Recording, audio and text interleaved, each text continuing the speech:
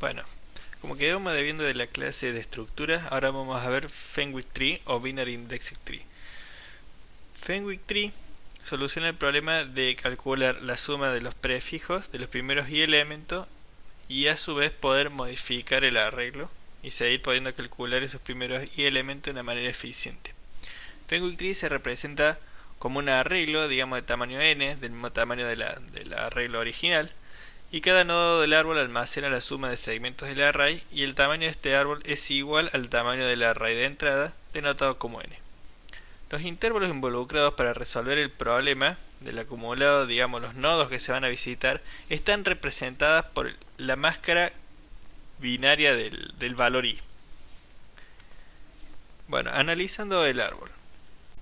Analizando la estructura del Fenwick Tree, podemos ver que los árboles de tamaños menores, como el árbol formado por el elemento 1, es subárbol del 2. Por ejemplo, este es el subárbol de 2, que sería solamente un árbol formado por 3, es subárbol. Así también esta estructura se repite como subárbol del 4. Como ven, se puede ver como estructuralmente son equivalentes. Y también la estructura hasta el 4 se puede ver cómo se repite con el árbol o el subárbol del 8. Eso va a ser muy importante analizar para cuando luego veamos cómo se comporta o cómo se calculan los intervalos que lo componen. Siguiendo con el análisis del árbol, ahora hemos representado sus números en binarios porque queremos hacer dos observaciones que son muy importantes. La primera es, la cantidad de hijos que tiene cada nodo depende de la cantidad de ceros que están a la derecha. Como por ejemplo, este tiene solo un hijo, este no tiene nadie, este, el 1, no tiene nadie. El 4 tiene exactamente 3 hijos, que es 2 a la 2 menos 1, porque tiene justamente 2 ceros.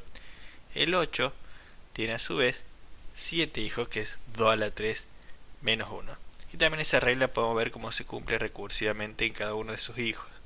Ahora bien, un nodo puede ir a su padre, digamos, el camino inverso de un nodo a su padre, se va apagando o poniendo en cero el bit que está más a la derecha del número. Por ejemplo, el 3 se apaga el primer bit y vamos al 2, donde está donde es el nodo padre. Y por ejemplo, el 5, si apagamos el primer bit, vamos al nodo 4, que es el padre del 5. Como hemos dicho anteriormente, Binary Indexed Tree responde a sus consultas realizando una composición de datos almacenados en sus nodos. Vamos a analizar sus nodos. Empecemos primero por los nodos hojas, digamos, que estos, que son el 1, el 3, el 5, todos los impares, es fácil generalizar el caso de las hojas, tienen el valor el mismo que el arreglo, porque es la suma, el acumulado de un arreglo de tamaño 1 y corresponde justamente entonces con el arreglo base. Luego sus padres, que son todos aquellos que terminan con la máscara en 10, como quien dice en la máscara binaria 10, van a tener la suma de dos elementos, la posición, en este caso sería la posición 2, y su anterior, a sub 1. Entonces aquí en este lugar se va a guardar a sub 1 más a sub 2. Recuerden que ya a sub 1 y a sub 3 y todos los impares están ocupados por los nodos unitarios.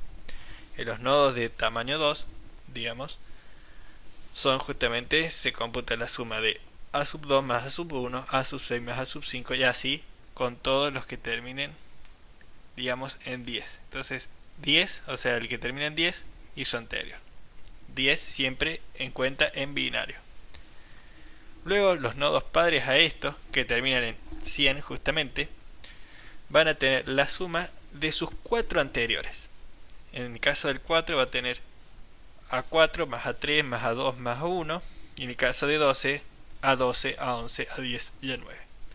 Y por último, el que termina en 1000, en este caso de ejemplo, que es el 8, vamos a tener la suma de A1 a 8 almacenada en la posición 8. Ahora bien, calculando estos subarreglos, digamos, estas sumas de subarreglos parciales que no son prefijo del arreglo original, salvo a algunos, como ser en el caso de A4, como en el caso de A2, como en el caso de A1, pero los demás no son prefijos de A, se puede calcular cualquier prefijo de A combinándolos. Y ahora vamos a ver cómo se logra eso. Supongamos que queremos saber la suma parcial hasta el valor 11. Lo que hay que realizar es una suma a través de estos nodos. Y esto sería una suma del 11, digamos de la posición 11 del arreglo, que contiene A sub 11 solamente, porque era uno de los que guardaba la subsuma unitaria. Luego subir al 10, este 10, 10 es el 10 en base 10, que en binario es el 1010. El 10 tiene a su vez la acumulada de 9 y 10, como vimos en la sección anterior. Y luego habría que subir al padre, que tiene la acumulada del 1 al 8. Por lo tanto, componiendo estos tres, digamos, subsumas, podemos completar la suma del 1 al 11. Asimismo, si quisiéramos calcular la del 7, lo que se realiza 7 es también unitario. Por tanto, sería 7 más 6, que sería este, que computaría estos dos, porque como vimos en la sección anterior, 6 computa justamente la suma de 6 más 5. Y luego si volvemos a subir y vamos al 4, 4 tiene la suma de 1 a 4, como vimos en la sección anterior. También, si tomamos algún nodo que no sea, digamos, unitario, tomamos este, que representa el nodo, si no me equivoco, 12. El nodo 12 tiene la suma de 12 a 9. Tiene 4 elementos en su suma. Digamos, tiene la suma de estos 4 más sí mismo. Entonces, como vimos en la serie anterior, 12 tiene estos 4. Entonces sería la suma de 12 más la suma del 8, que el 8 ya tiene todo este acumulado, y así obtendremos la suma de todo este prefijo de 1 a 12. De esa misma manera se puede componer cualquiera de todas estas combinaciones, y lo único necesario es ir subiendo de un nodo a su padre. La forma de subir de un nodo a su padre es eliminando el bit que está más a la derecha. En el caso del 12 era solo eliminar este. En el caso del 11 hay que eliminar varios, porque hay que pegar dos saltos. Bueno, habiendo visto esto, ahora solo nos queda saber cómo actualizar el árbol. Bien, la cosa es que algo a notar es, suponte que actualizamos el valor del 5. Lo que sabemos es que toda esta parte calcula valores que son más chicos que 5. Entonces no va a interesar modificar eso.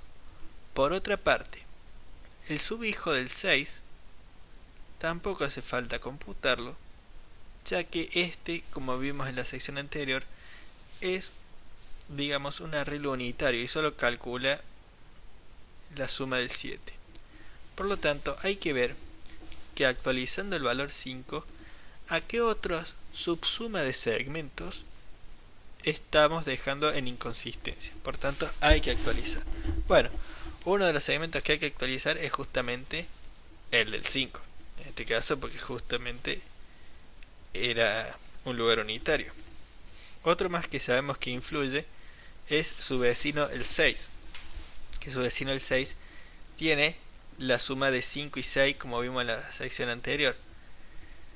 Pero todos los hijos del 6 no se tienen por qué actualizar porque suman, o sea, es solamente el vector unitario 7.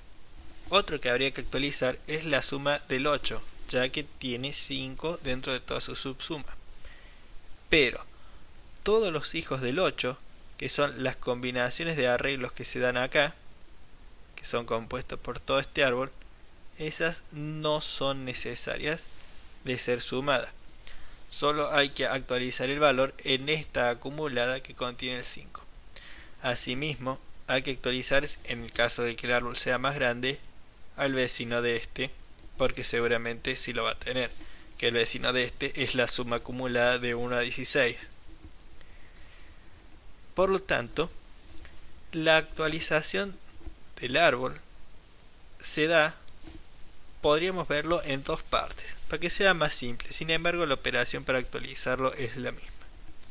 Primero, ir a actualizar a mis hermanos que están conmigo en el subárbol. En este caso el 5 es el 6. En el caso del, digamos, de este que sería el 9, serían estos 3. Pero sus hijos no hace falta actualizarlo porque la información ya está guardada en el padre, ya que cuando vayamos a consultar la información del hijo se va a sumar con la del padre. Por tanto, si actualizamos el padre ya tenemos la info suficiente. Es más, si actualizamos el hijo estaríamos cometiendo un error porque estaríamos, digamos, haciendo la modificación en dos lados. Por ende, volvamos al ejemplo que tenemos. Si queremos actualizar el 5, primero habría que ir a los hermanos. Para ir a los hermanos es simple ver, o no tan más o menos, que hay que sumar 1 en el bit más a la derecha. De nuevo, el bit más a la derecha es crucial. Hay que sumar 1 ahí. Por tanto, este más 1 hace como un acarreo y tenemos este resultado. Bien, y luego hay que sumar de vuelta más 1 en este lugar, si tuviéramos más hijos, ya que todos los subárboles compuestos por esta submáscara, que en este caso es solo 1, no es necesario actualizarlos. Por tanto, habría que hacer un más 1 de este. Asimismo, también actualizar digamos, los árboles externos que cubren el 5, como son el 8. Pero fíjense que justo la misma operación de sumar 1 al elemento de más a la derecha cumple esa propiedad. Pues me lleva a esta, y ya este después tiene que actualizar a todos sus hermanos hacia allá. Y que también es la misma operación que vimos acá, que es sumar 1 al bit más a la derecha. Veamos otro ejemplo con el ejemplo del 9. El 9, si sumamos 1 a su elemento de más a la derecha, este le sumamos 1, vamos a su nodo par, a su nodo hermano. Asimismo, si sumamos 1 aquí, vamos al 12. Y todo el árbol este lo tenemos que saltear. Estas bits de acá, estas combinaciones de bits que se dan en esta parte de la máscara, corresponden a los hijos. Fíjense que hasta un cierto prefijo coinciden, como sería este, y luego el sufijo ahí varían. En el caso del 8, que es otro caso a analizar, vemos cómo el prefijo, que sería solo el 1 a izquierda, coinciden todos sus hijos. Pero ¿qué varían? Varían las combinaciones de bit internos, como ser este sería el 001, el 010 y el 100, y así con los hijos de sus hijos. Por lo tanto, para ir al vecino, lo único que se necesita es sumar 1 en el bit más a la derecha, y luego intentar que el acarreo haga lo suyo, y con eso ir saltando. Bueno, habiendo visto cómo se actualiza, ahora solamente nos queda ver el código. Vamos primero a la suma. ¿Cómo obtenemos la suma del prefijo? Bueno, acá hay un par de cositas a tener en cuenta. La primera es que indexamos de 1, ¿no? Por tanto hacemos index más 1 en las primeras líneas. Y luego, recuerda cómo era la suma, había que ir a un cierto index, sumar el valor del index y luego ir para todos sus padres. esta operación de acá abajo realiza la operación de ir al padre de index. Y recuerden que la operación para ir del padre del index había que quitar el bit encendido de más a la derecha. Y esta operación con este menos acá lo logra. En la siguiente filmina vamos a explicar por qué se da. Muy bien. Entonces la idea es, pido el padre y sumo. En realidad sería sumo, pido el padre, me fijo que el padre no sea el root lo vamos a representar con el 0. Y así sucesivamente voy subiendo en el árbol y sumando los respectivos nodos. Ahora vamos al update. El update, como vimos recientemente, también daba la idea de hacer algo con el bit de más a la derecha. En el caso del getSum es restarlo. En el caso del update es sumarle. Entonces, bueno, de nuevo, indexamos en 1. Una vez indexadas en 1, vamos actualizando todos los nodos, digamos, correspondientes. Y acá otra cosa que tenemos es que acá pasamos el delta del valor viejo menos el valor nuevo. ¿Está bien? Eso a tenerlo en cuenta cuando se realiza un update.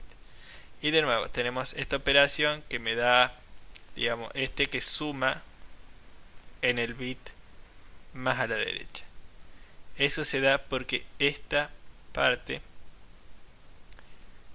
me da la máscara que tiene, digamos, en la posición del primer bit a la derecha en 1 y todos los demás en 0. En la siguiente filmina vamos a ver por qué esto es así. Y por último, nos falta ver el initialize del bit tree, donde, bueno, primero pedimos memoria, lo inicializamos en 0 y luego aplicamos nUpdate, 1 por cada índice, y listo, ya tenemos inicializada la estructura. Bueno, una vez visto cómo se inicializa el árbol, ahora solamente nos queda ver cómo es que funciona esta operación que nos devuelve el bit más de la derecha, digamos, de el número index. Tenemos la máscara index, esta operación nos devuelve el bit que está más a la derecha.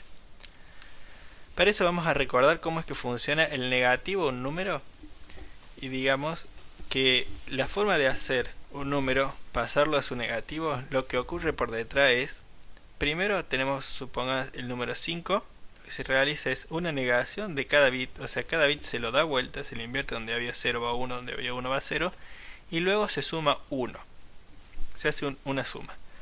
Por tanto, en este caso que tenías la primera posición en 0, ahora pasas a tener la primera posición en 1, y podés chequear rápidamente que la suma de estos dos elementos entre 5 y menos 5 da 0.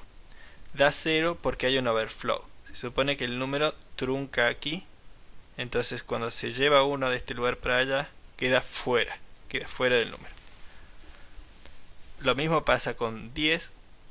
Digamos, 10 primero se lo niega, se le suma 1, como tiene un 1 en el primer lugar, hay como un pequeño acarreo y llega hasta ahí, y luego al sumar ocurre lo mismo. Digamos, da 0 porque hay un overflow. Se suma y hay un acarreo que da overflow.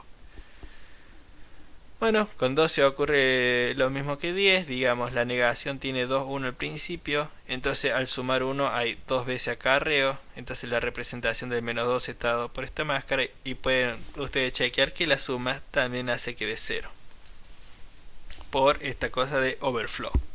Por lo tanto, ahora sigamos analizando el número 12, para tener un poco más de intuición, digamos, de lo que sucede. Tenemos el número 12 acá arriba, acá tenemos el menos 12 y acá tenemos el AND. El AND da justo lo que nosotros queremos, da prendido justo en el lugar del bit de más a la derecha.